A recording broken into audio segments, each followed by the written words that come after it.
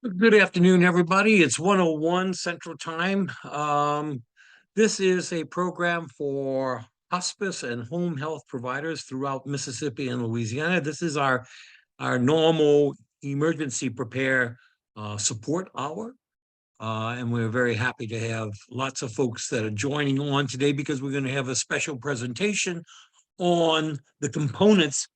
Today is part one of a two-part series that we are very blessed to have on doing tabletop exercises and the importance of you performing these tabletop exercises with your agency, with all of the staff within your agency, and to tabletop different scenarios. So today we're very happy to have expert presenters take us through this process. But before I introduce our speakers, I just want to say a couple of things about emergency preparedness as we get underway. First of all, we meet each week at 1 o'clock. And if you haven't signed up for those sessions, it's just a check-in where we look at any particular issues that are happening that week with regards to emergency management and how it may impact hospices or home health providers throughout this part of the country. We have another 21 weeks before hurricane season begins. And during that time, we are using this time to look at other aspects of emergency preparedness. We've already looked at ice and winter weather hazards for Louisiana and Mississippi.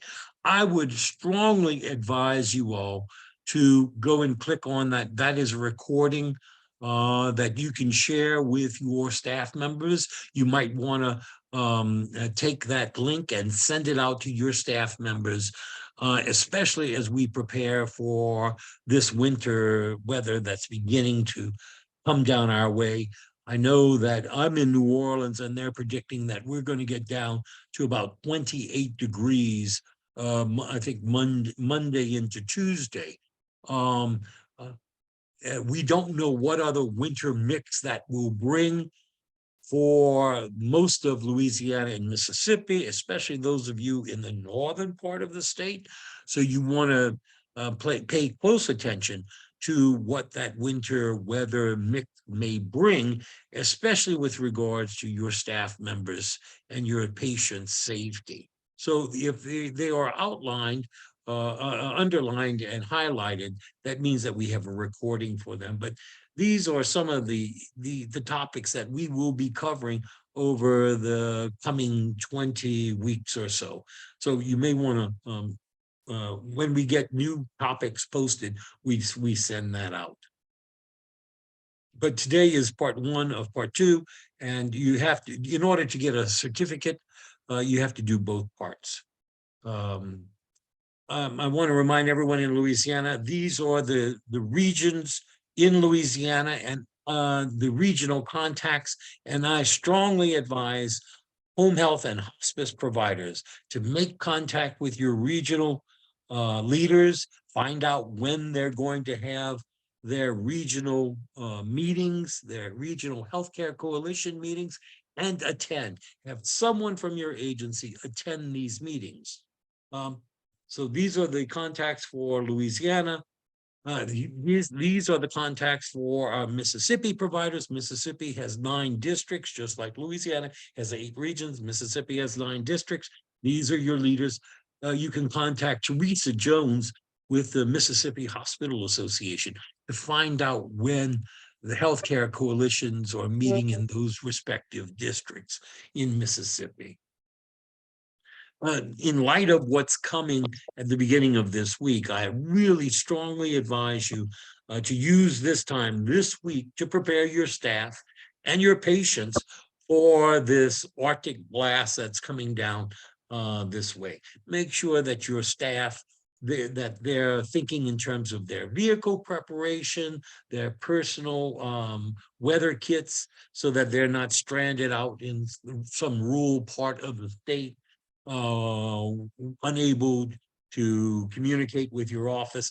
Make sure that your office is using that time to communicate with your staff members, either by text or by phone. However, remember, we had about 10 years ago a very tragic incident that took place in Atlanta, a freak snowstorm. People were stranded on the interstates throughout Georgia. 7 people were found frozen in their cars. We don't want something like that to happen, but we're being told that extreme weather conditions or beginning to filter down even this far south. So you want to make sure that your staff are safe and that your patients are safe as well. Encourage your staff members, if they haven't already done so, encourage them to download to their cell phones the emergency text alerts from their county or their parish. Those are very, very important. I strongly advise you to make sure that your staff members are downloading the text messages from all of the parishes and all of the counties in your service area. And likewise, if they can help your patients with that, to help your patients download those text alerts from their local parish or their local county. When your staff members are in patients' homes, especially the rest of this week in preparation for what's coming the beginning of next week, make sure that your patients have adequate heating and shelter, that their pipes are protected, that there are no fire hazards that your staff members are seeing, that if that they have a fire alarm monitors, smoke alarm monitors. If they have generators, we may lose power in things like this, that they have carbon monoxide monitors, that they have food and nutrition through the beginning of the week. If they have pets, make sure that your staff members are helping your families and your patients address those pet care and safety concerns, that there's food for them, that the utilities are all current, so that there's not going to be any problem with this Arctic blast that's going to be with us, probably 72 hours or so. So for today's session, in order for us to verify that you're actually on here and would be requiring a certificate right now in the chat box, I need you to go to the chat box and I need you to type in your name, the name of your agency and the location. So I need the name dash the location where that office is located, your email address and your telephone number. This is the way we call roll. It's just simply put your name, your agency's name with the location, the email address, and your telephone number in the chat box right now, and I'll capture that during the presentation. I want to remind you that in order for you to receive a certificate of attendance, this is considered a community event.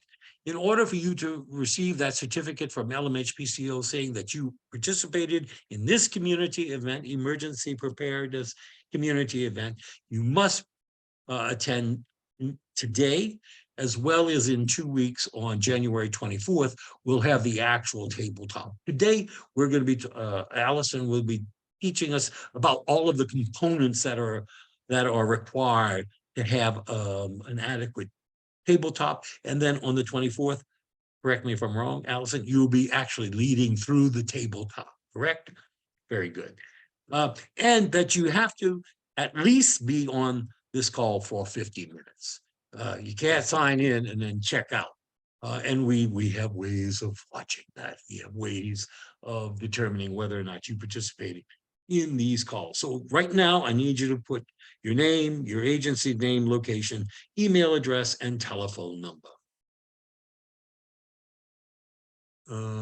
Does anyone, before I turn it over to Alysion, does anyone have any questions about the program or certificates or anything that you want to ask before Alysion begins the first part of this presentation?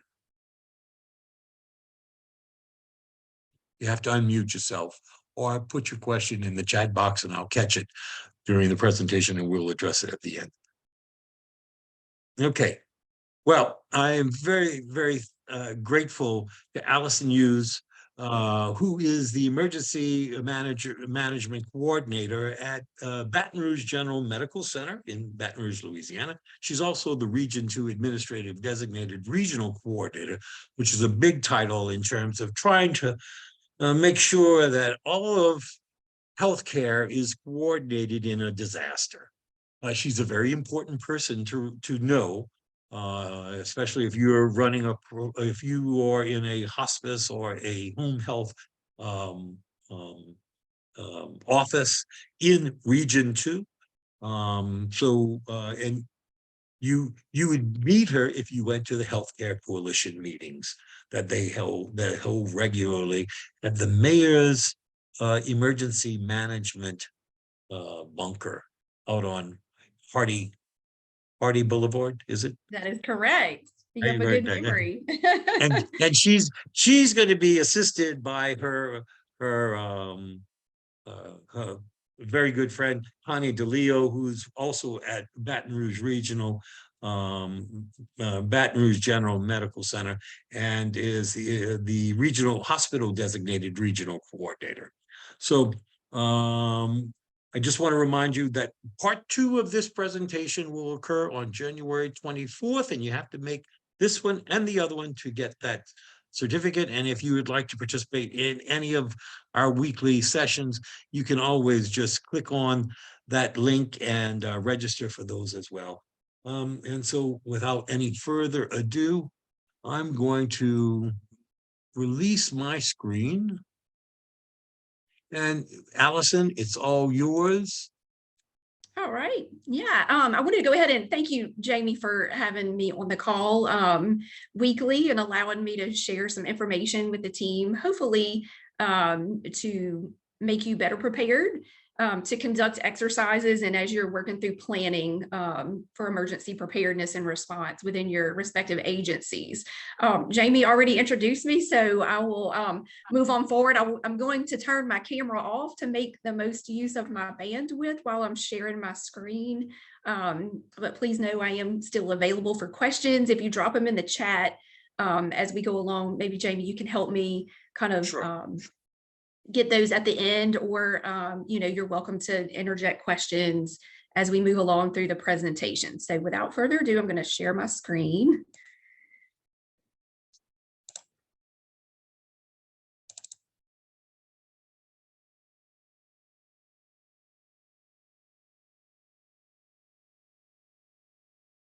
Okay. Hopefully you're seeing the first slide on the screen here. Is that correct? There's exercises, building blocks with emergency management programs. Yes, ma'am. Okay. All right. Perfect. All right. So good afternoon. I appreciate you joining today. You know, a lot of times within our region, we get, as regional coordinators, we get requests for different healthcare agencies to participate in community-wide exercises. And one of the things that I find is as we have turnover in healthcare, we have a lot of new team members in the world of healthcare, and they are not necessarily well-versed on what to expect with a tabletop exercise or participation in one or planning one. So I thought it may be worthwhile to begin today's presentation with kind of an overview of what are the components of an exercise and how you would go about conducting one. In the event in the future, not only are you able to participate in one, but hopefully you're able to plan one for your agency, put one to get together and conduct it within your own organization. So the title of the presentation today is that exercises are building blocks within the emergency management program. So as we look at the emergency management program, you're probably very familiar with the various components that make up the EM program within your agency, but you may have never thought of it as an entire program. So you're probably familiar with a risk assessment that you do to look and determine what risk your agency it may be vulnerable to. You probably have an emergency operations plan, various policies and procedures. You may have some education components and training that you do with your team members. But exercises are truly the way that we validate our plans and make sure that we don't have gaps and things that we're missing. So hopefully today we can look at those components and it'll make you a little bit better prepared to either organize, conduct, or participate within a tabletop exercise. So for today's presentation, I have the agenda listed here, what you can expect. We're going to go through selecting a design for the exercise. We're going to talk about then how you go about developing your plans for your exercise, gathering the resources and some considerations for things that you're going to need to have in place before you conduct your exercise. Then we'll talk about execution of it. I'll give you some tips on how you can better present your exercise and conduct it. And then finally, we'll look at evaluating the exercise, because once you go through all of the planning and the execution, you definitely want to evaluate it to see how well it went, if there were components that need improvement plans. So with that, we'll first jump into what is an exercise. So I feel like a lot of times the word drill gets tossed around inadvertently. Historically, the word drill is very familiar to most of us. We did fire drills in school. And as we've come up and become mature members in healthcare, the word drill is very familiar to us. What I wanted to make you aware of today and kind of give you a little bit of upfront education on is that a drill is really only one of various types of exercises. So as you're looking to test your plans, you actually have multiple options available to you. So we'll talk about what the differences are. And I know from today's presentation, you're already aware we're going to talk about a tabletop exercise. A tabletop exercise is actually different from a drill. So when you hear the word drill, just realize that there are other types of exercises available to you, and depending on what your needs are or what requirements are from a regulatory agency, you may actually be doing something beyond a drill. So as we look at the exercise types, there's really two big categories. The first one is discussion-based, and as it says in the title, we're really going to be talking through different scenarios and pieces and aspects of our response and our plans. With a discussion-based exercise, we're not going to be moving resources and assets. These types of exercises are typically a little bit easier on the agency. They're less resource intense. They don't require as much funding. Typically, they're shorter in duration. And if you're new to your role in emergency management for your agencies, this is what I would recommend that you start with. So the different categories under discussion-based exercises, the first one is a seminar. And a seminar is actually a way of sharing information with your team, really going through plans, procedures, policies, that type of thing. So it's very focused on the educational component of your plans.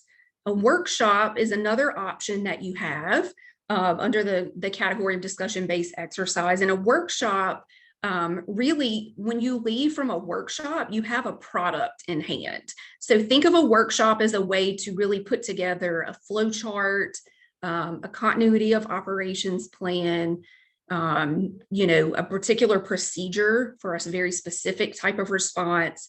But basically, you're going to leave with a product in hand at the end of the workshop.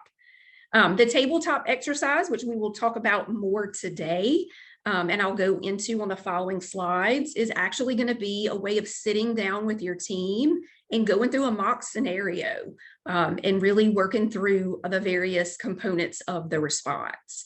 And then there's a game, which I've always thought would be fun to participate in. I've actually never been able to participate in a game, never had, an invitation to one. I've never conducted one.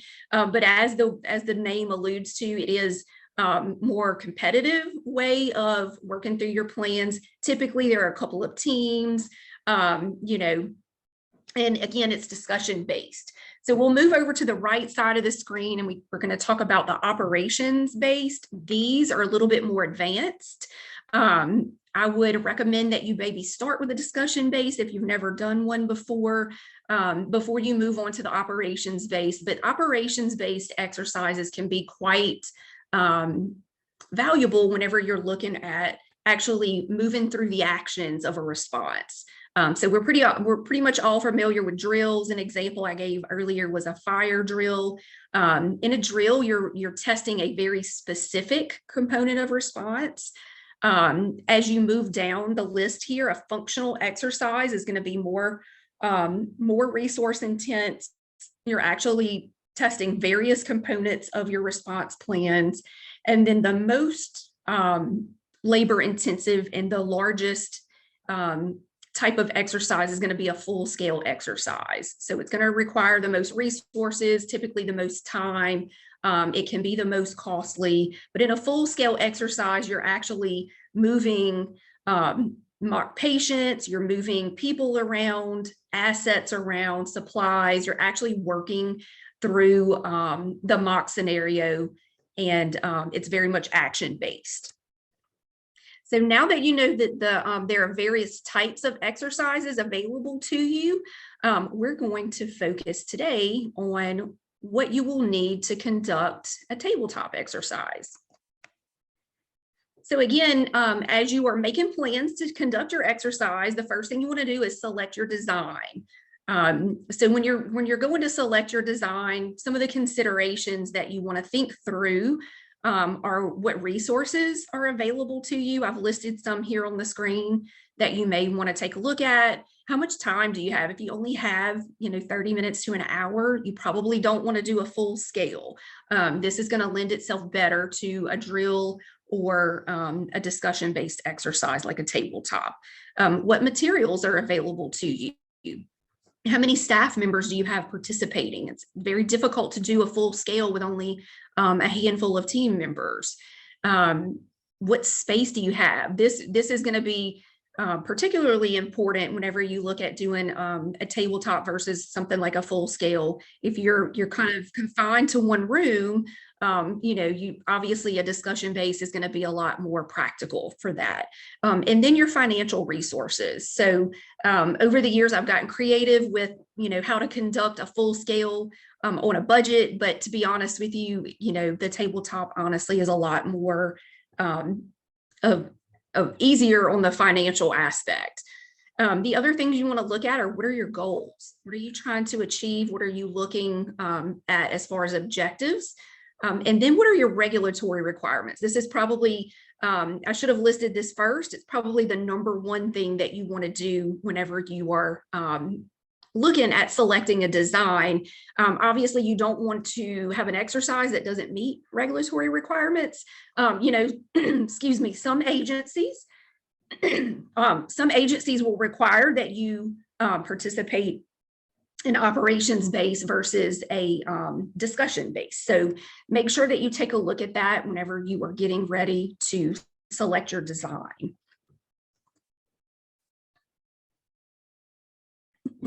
Okay, as we're moving on into developing the plan for our exercise, you want to make sure that you are providing education to your team members. So education up front is going to help them be successful during the exercise. It's going to help you to solicit the best possible feedback and really help you to determine where your gaps are. I would recommend that you provide that education to your team members well in advance. Make sure that it goes hand in hand with the objectives that you're looking to complete during the exercise, and make sure obviously that it's supporting the goals that you have. The education should really be offered well in advance so that your team has time to digest the information, to ask questions. I always like to provide it to them and really give them time to think about different scenarios before we actually conduct the exercise. Another thing that you want to look at when you're developing your plan is the logistics of the exercise. So you want to make sure that you have a date and time, obviously that's, going to be best for the group of participants. I've seen a lot of agencies do things during a lunch period. So that usually works well, maybe a time whenever, either the office is not seeing patients, or you don't have things scheduled, you don't have visits scheduled with patients. The lunch hour seems to be a good time. You want to, or early in the morning, maybe whenever you have huddles scheduled with the team members, or routine staff meetings, those kind of things are already carved out and make it a little easier for your team members to attend and participate. The location, this one is probably one of the best things that I can recommend to you. Make sure that you have audio and visual if you need that. Do a little homework up front and make sure that you are able to run your presentation easily from wherever you are planning to host the exercise. Your participant list, I usually share that within our agency or facility to make sure that I've not missed anyone who needs to participate. And then I would recommend that you actually pull together an exercise team. If you are not leading the exercise, if there's someone else, someone needs to be really in charge of leading the exercise. Specifically for a tabletop, a facilitator is needed. So that's really important. Make sure that you've got someone that feels comfortable leading the exercise. The other thing that I would recommend is a scribe. Someone to document the responses and concerns and questions that come up during the exercise. In my experience, it's very difficult to lead and scribe at the same time. So I would recommend the person who leads the exercise be someone separate from that person chosen to scribe. And then last but not least, you want your players. So that's your exercise team. And then you're going to start looking at your objectives up front, so that when you build your exercise, you're making it easily, your objectives easily built within. As we look further at developing the plan, the scenario is really important. So if you have a surveyor come in, they're going to look at your scenario for your exercise to make sure that it's plausible and realistic. This is also going to keep your team members engaged during the exercise. So you want something that is going to be easy for them to understand and relate to real world experience.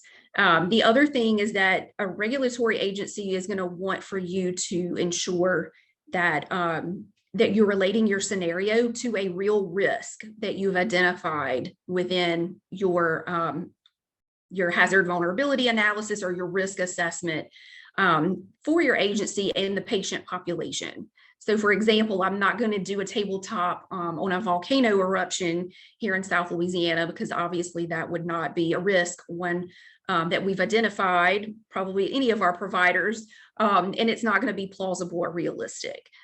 So you want to do something like flooding or winter weather or an infectious illness or something that is truly going to be a risk that you could face. The next thing in developing the plan are the questions that you're going to include as part of your discussion. The questions are really important to keep the exercise moving and keep your team members engaged. So one thing that I would recommend is making sure that you're engaging all of your participant groups. So I've listed a few here. I'm sure there are many more.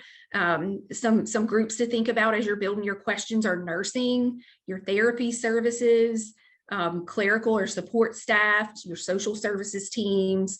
I have been to some exercises where unfortunately, healthcare was invited maybe to an industry type setting. And we were not engaged in the exercise. There were really no questions for us. So I would caution you to be careful when you're coming up with questions for discussion. Make sure that you are including all of the participants. It shows that you value their input. And then also it keeps them engaged so that their next invitation, they get, they're more likely to want to participate. Challenge your team. Make sure the questions are difficult enough to have them think through the response plan. You want to test their knowledge of the plan. You want them to demonstrate that they understand what redundancies in communication are available to the agency. You want them to think through safety considerations. So those are some things to think about as you're developing the questions to include in your exercise. And then last but not least, your mock patient scenarios.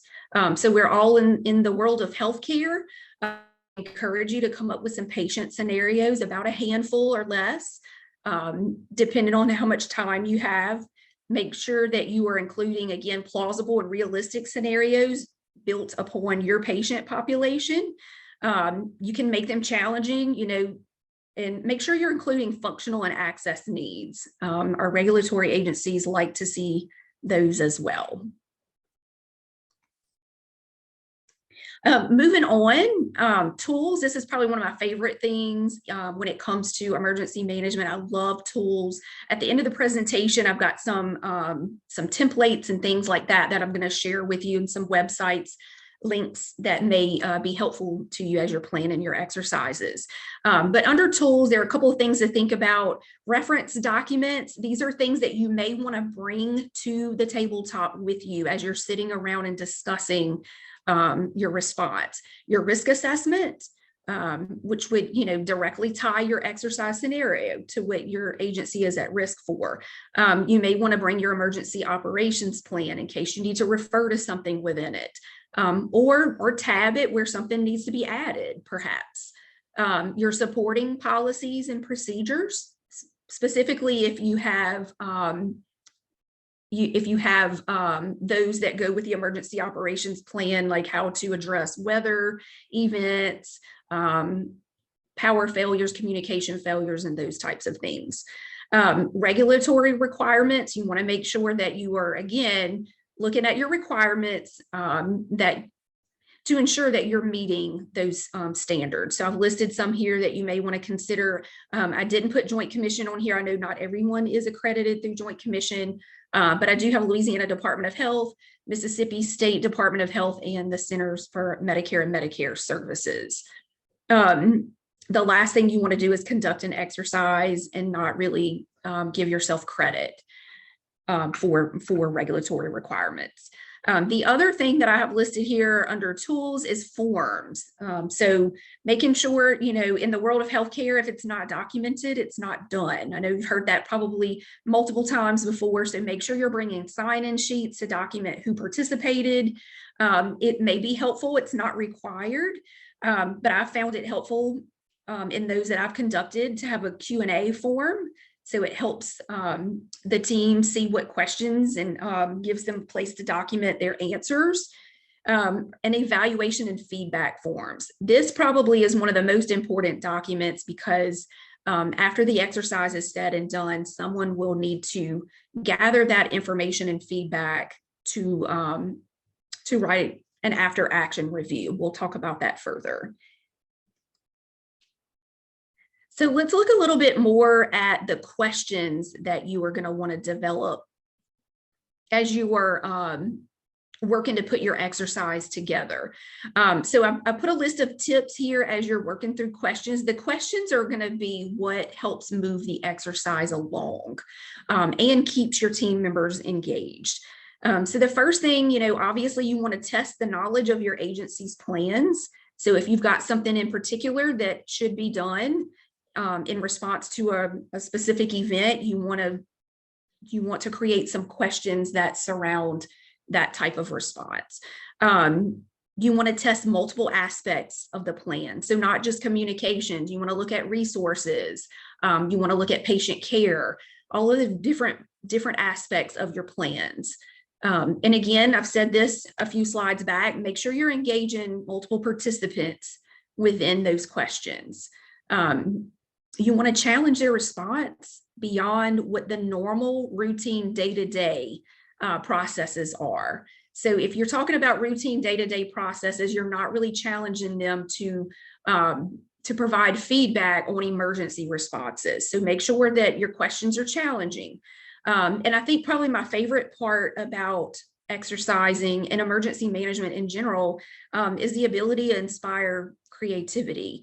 A lot of times in real world response, we see some very, very creative things that you don't see on a day-to-day basis. And in your exercise, I think that you will find you'll have a lot of times when you bring a group together, someone's going to come up with some very creative responses. So I would encourage you to listen to those, and perhaps if they are valuable, include them in your response plans. One of the things that we've seen during water outages are that who knew that a hospital could put a bag in a toilet and use cat litter whenever our sanitation systems are crippled and things like that. So be creative, and encourage your team to be creative whenever they are provided feedback to the questions.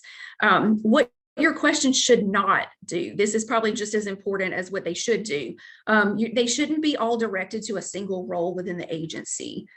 So for example, you don't want all of your questions to be geared to nursing. So that's helpful to make sure you're engaging everyone. And then last but not least, you certainly want to test the group, test their knowledge and challenge them, but you don't want to actually overwhelm them.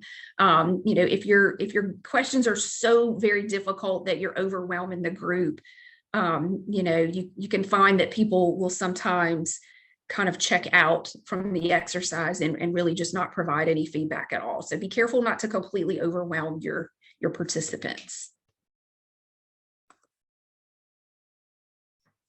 All right, as we're moving on things that you'll need to put your exercise together, let's look at gathering the various resources that you would need. I have them grouped into categories here. So we talked about the reference documents. We talked about the emergency operations plan and the policies. You may want to bring a patient list for that particular day. If you don't have the mock patient scenarios, you may want to look at a real-time roster of your patients. You may want to bring maps. I've seen that used in some tabletops as a pretty valuable tool, particularly if you have an area that's not all your providers are familiar with. The supplies that you will need, think through things like paper, pen and pencils, a timer. A timer is a critical instrument I've found for myself. You can use a phone, you can use a timer on a cell phone. It can be as easy as that, but that really helps to keep you on track. Exercise materials, this was some of the forms that we talked about. Make sure that you have all of those things ready to go. The more organized you are and the more things that you have ready and in place, the easier it will be to facilitate the exercise. And then the team, we talked about those members as well. The only thing I did not say on a previous slide is that you may want to consider external response partners. I would strongly encourage you to do that. You can invite fire service, a team member from fire service or law enforcement, public health, someone from your local Office of Emergency Preparedness. The list goes on and on. Just be creative based on what type of scenario. Think through who some of your external response partners may be, or who you may lean on in a real world response of that sort. All right. When it is actually exercise day, we'll talk through the execution of the exercise. These are some things that I have found personally to be helpful as I've done exercises myself in the past. Probably one of the strongest things I can encourage you to do is to pre-develop a slide presentation. I know not everybody maybe has access to put a slide presentation out. You may be doing something, on paper and pencil, and that's fine as well. Definitely you want to put together something in advance that you can bring in hand with you. The slide presentation works really well. It helps keep the exercise on track. It does help keep players engaged. I've just found that it's just an organized way to present the material. But again, if you are not able to do that, you can certainly bring forth a packet of information or something of that sort. But definitely you want to put something together ahead of time that you can easily refer to that keeps your exercise on track. The very first thing I do within the slide presentation is I go through the rules of engagement of the exercise. So these you may see called artificialities or assumptions of the exercise. These are kind of the ground rules that you lay out up front that have people or help people understand the rules within the exercise. So it could be something as simple as, there's no power in the area, or it could be something like even though it's 100 degrees today, we're assuming that, the temperature across the area is below freezing or something of that. So those are artificialities and assumptions. You want to make sure you give those up front. Then you can pre-establish your timeline. This is going to help the players understand how the exercise will flow and give them that expectation up front of how much time is allotted for each part of the exercise. And I have a sample on the next slide that will kind of help bring that to light. You want to reveal your scenario in pieces and parts. So this is probably one of the better things that I've learned over the years with a tabletop exercise is integrating the questions and the patients as you move along. You don't want to give them all of the information all up front. Because, in a real world situation, that's not how things unfold. So it also helps keep the players engaged. It helps keep the exercise really moving forward.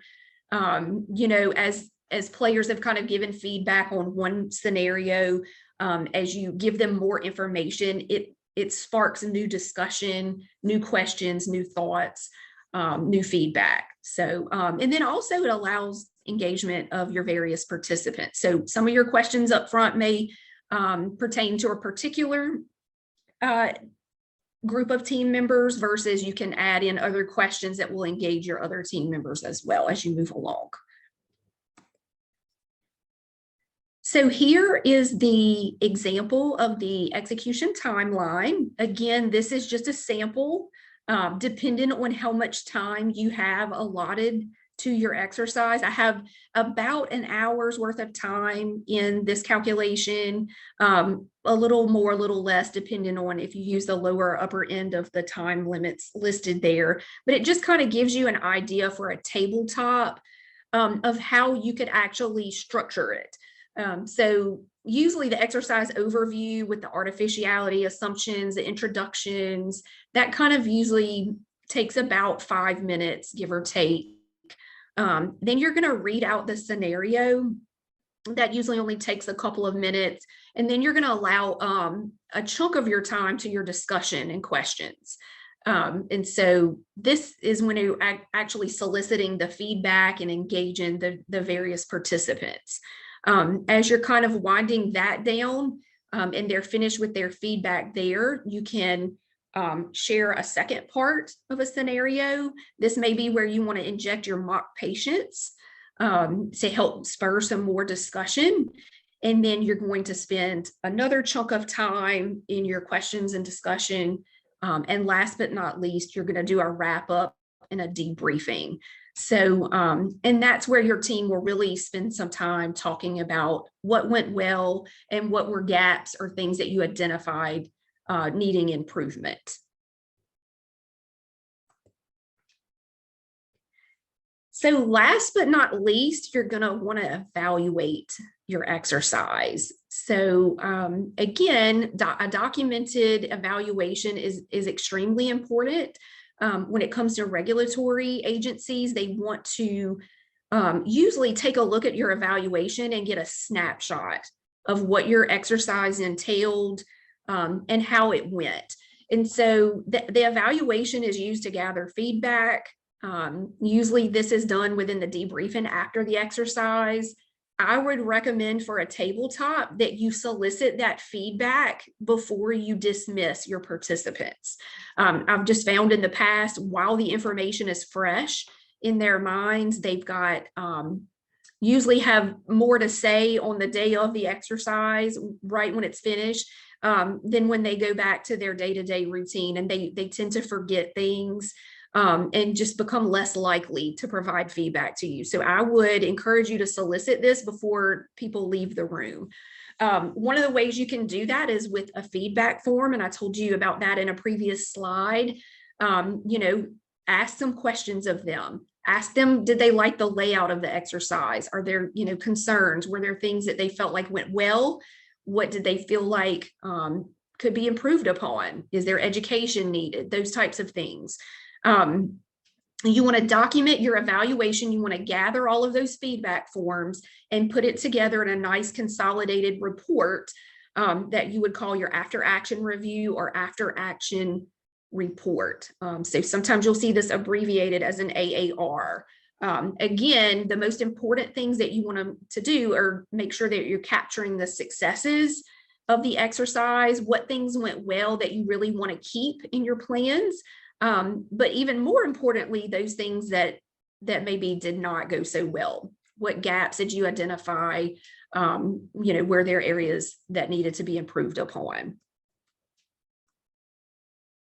As we're looking at the after action review report itself, there are a few things that I have found that surveyors really want to see on that report. To be honest with you, there are a multitude of different formats that are used. Most regulatory agencies that I've dealt with, whether it's CMS, the Department of Health, Joint Commission, they don't have a particular format that they require for the after action review, but they do have elements that they want to see within whichever template you choose to use. There are some very simple ones up to some very complicated ones, but when it comes down to it, I wanted to review with you what they are going to be looking for. The first thing they're going to want to see is an exercise summary. So you have to imagine if someone's coming in to pick this document up, they didn't participate in the exercise, so they're kind of going to need a snapshot of what the exercise was about. You're going to want to put what type of exercise it was. So you will list it was a tabletop exercise. You want to put just a brief summary or scenario at the top that kind of gives them an idea of what your players were being challenged with. And then I would recommend that you attach your attendance log or your sign-in sheet from the day of the exercise so that they can see the various types of departments involved in the response. So the more roles that you can incorporate, the better.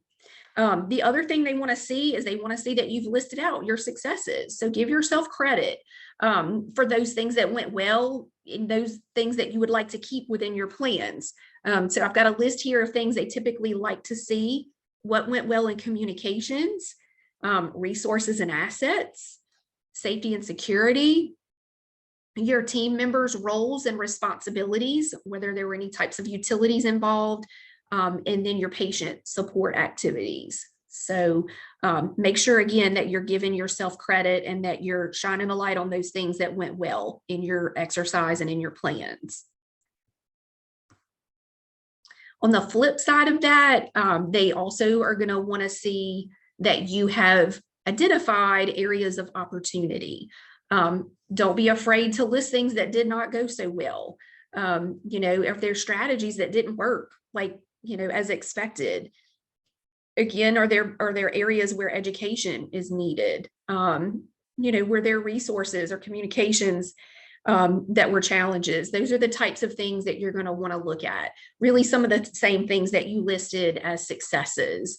Areas of opportunity, I think is a very important. I don't ever want to see or ever write for myself an after action review that doesn't have any areas of opportunity. So make sure you're finding at least one thing that you can improve upon. I think whenever you've got an after action report that says the exercise went perfectly and that there were no changes needed, it's a bit unrealistic and can be a red flag to a regulatory surveyor. So what I would recommend to you is that you find at least one thing. Typically, when we look at areas of opportunity, it's communication where you can always find a place to improve. So if that helps you moving forward, communication, just kind of expect that that's not going to completely go as expected. Once you've identified your areas of opportunity, you want to make sure that you're addressing those with an improvement plan. So it's really not enough to say, these are the things we need to work on. You really need to come up with an action plan or improvement plan as to how you're going to mitigate or make those better. So some things I have listed here, do you need to adjust your plans? Do you need to add things to your plans? It's always important to put who's going to be responsible for that, because it keeps it in line and keeps it from somewhat falling off the radar. What's the estimated timeline for completing the improvement?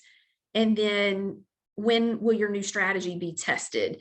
So one of the things that I've found that's really impressive to those looking at an after action review, such as a surveyor, is once you've put some improvement plans in place, the next time you test with an exercise is that you actually go back and test the improvements from the previous exercise. So if you put a new communication process in place, test that whenever you are doing your next exercise. That usually is a worthwhile thing to do. So as we're finishing up today, I wanted to share with you some additional resources that you may find helpful. I always tell my group, don't reinvent the wheel. There are lots of templates and guides and tools out there, checklists and so on and so forth that you may find helpful as you are planning exercises, evaluating them. So the first one I have listed here is Asper Tracy, that this is the Assistant Secretary for the Administration for Strategic Preparedness and Response. They are the federal operating division under Health and Human Services, so a vetted, gold star kind of a resource available to you. On their site, they have a number of things, but there is a tabletop presentation template. So it's a PowerPoint already pretty well built for you. You just drop the pieces in that you need based on your scenario and your agency's goals and objectives. The next thing I have listed there for you is the CMS tabletop exercise template. Again, an excellent resource that you may want to take a look at. CMS also has some emergency preparedness templates and checklists available that are excellent as you're thinking through emergency response. And then last but not least, this is one of the newer toolkits that I have found, and it's the FEMA Prep Toolkit.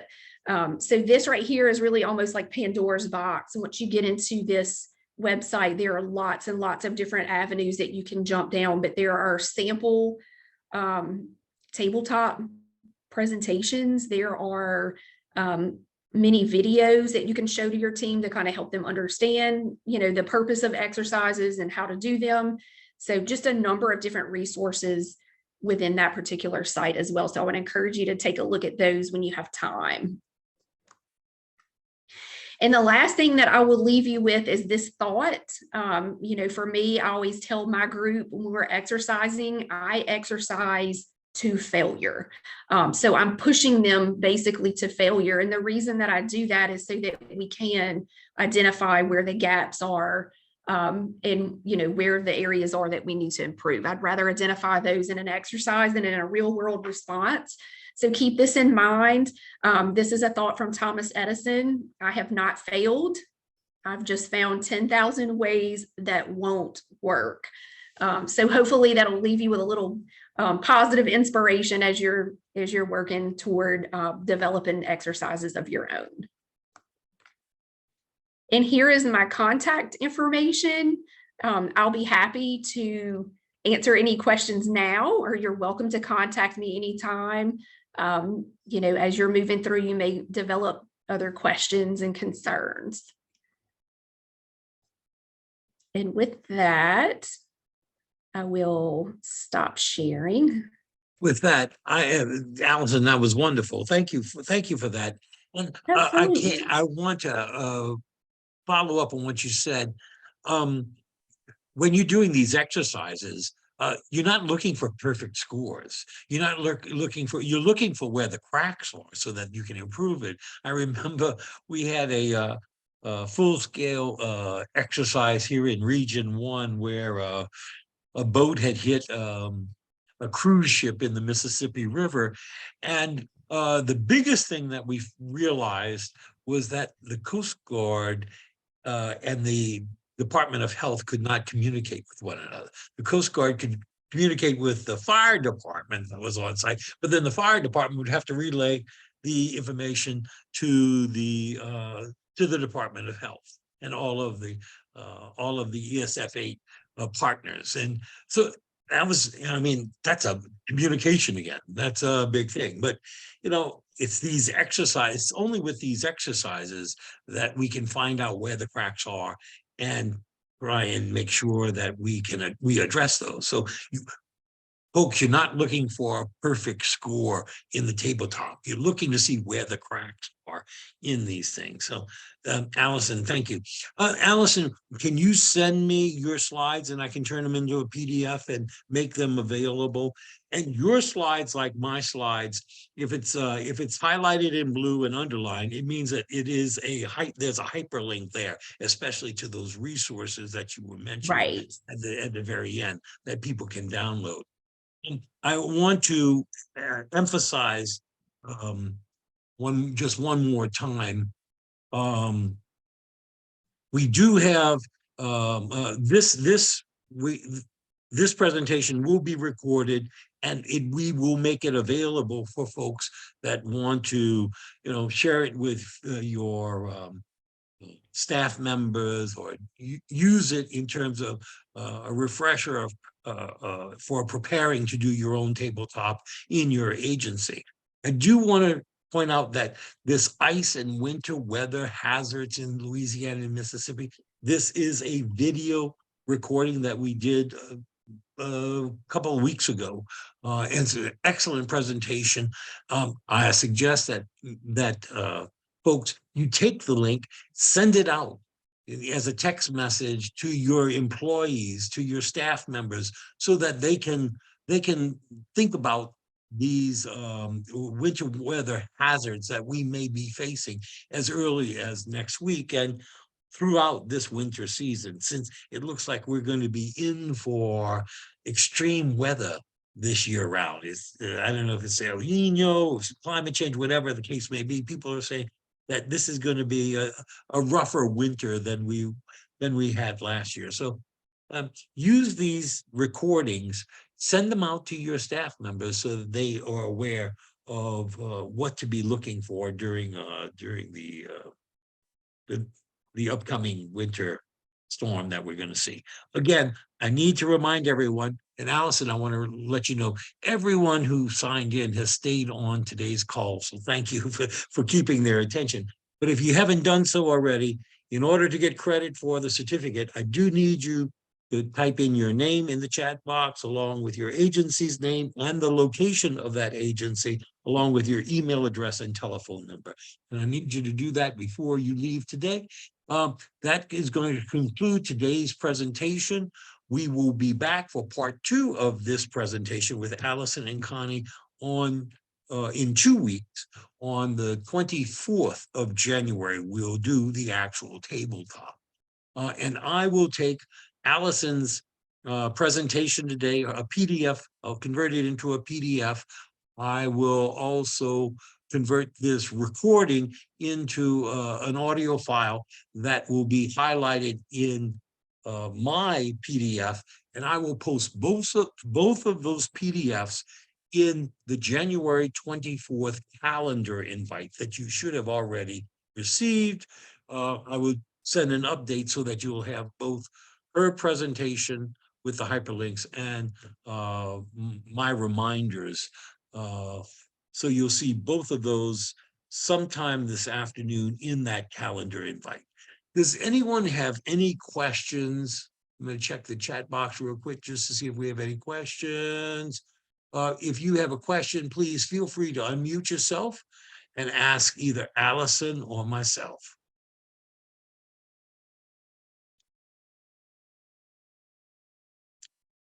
Well, I want to thank everyone for your attention today. And again, be careful out there, especially the beginning of next week. Make sure your staff is ready for this Arctic blast. Alysion, thank you again for doing this part of the presentation and next week. And we'll see everybody next Wednesday. And all of you who want to participate in our weekly talk show next Wednesday, 1 o'clock. Thank you. Thank Bye now. you. Be safe.